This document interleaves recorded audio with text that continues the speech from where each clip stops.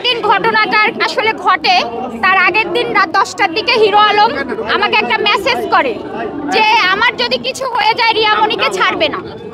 তখন আমি রিয়ামণিকে ফোন দিয়ে বলি তাড়াতাড়ি অফিসে যাও তো, ও কিছু একটা করছে নাকি। পরে ও যায় অফিসে, যে অনেক সময় খোঁজাখুঁজি করার পরে ওকে যখন পাওয়া যায় না তখন আমাকে রিয়ামণি বলে তুমি অফিসে আসো। এটা আমি এখন জানতে পারি ওদের একটা মাস্টার প্ল্যান ছিল অফিসে ওই দিন আমার একটা ক্ষতি করা। কিন্তু আমি আমার বড় একটা গার্জিয়ানকে ইনফর্ম করে অফিসে যাই, যেহেতু তার নামে আমার মামলা করা। পরবর্তীতে আমি অফিসে যাওয়ার পরে রিয়ামণি আর আমি ফজর পর্যন্ত তাকে ঢাকায় খুঁজি, অনেক জায়গায় তাকে খোঁজাখুঁজি করে পাই না। পরে অফিসে যেয়ে আমরা ঘুমিয়ে পড়ি।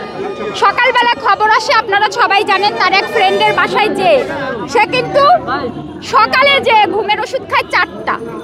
একটা মানুষ ঘুমের ওষুধ খেলে তো ঘুমাবে, ওইটা হসপিটালে তার বন্ধু ভয় পেয়ে যায়, কারণ সে একটা পাবলিক ফিগার। তার বাড়িতে বসে যদি একটা অঘটন ঘটে যায় তাহলে তার তো দায়ভার।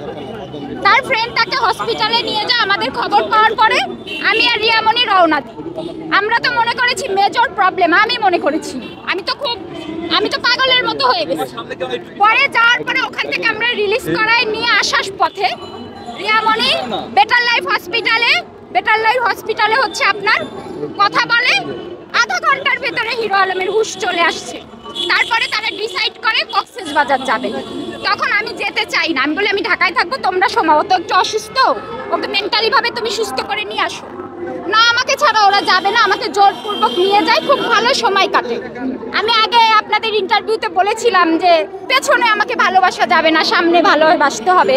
রিয়ামণি কিছু কিছু ভিডিও নেয় আমার, এই তুই যা আলমের কাছে বয়, এইভাবে কিছু ভিডিও নেয়, আপনাদেরকে দেখাবে। তারপরে ওই যে আপনাদের যে কথা বলছিলাম আগের ইন্টারভিউতে, ওইটা বারবার আলমকে দেখায় আমার মারধর করে। এক পর্যায়ে মারের চোটে আমি সেন্সলেস হয়ে পড়ি। তখন ওনার অ্যাসিস্ট্যান্ট সেলিম আমাকে ওদের রুমে নিয়ে যেয়ে বলে এই স্টাম্পে সই দিবি, মামলা উঠাতে হবে ভাইয়ের নামে, তুই স্টাম্পে সই দিবি, না হলে তোর এখন ইজ্জত নষ্ট করে দেবো।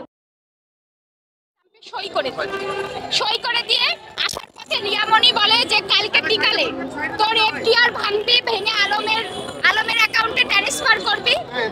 আজকে বিকালে আমাকে তারা বিয়ে দেবে আলমের সাথে, পেপারসে বিয়ে করাবে, বিয়ে করে আমাকে বগুড়ার বাড়িতে পাঠিয়ে দেবে।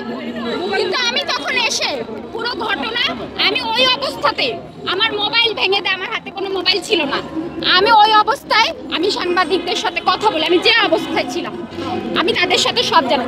এই যে এটা পুরো একটা নাটক, মানে ওদের তো ওরা যা যা ঘটনা ঘটিয়েছে তাতে তো বাংলাদেশের জনগণ তো ওদের মনে করেন গণপিটুনি দেবে, সেটা থাকতে হবে, আমার মামলাটাও নষ্ট করতে হবে।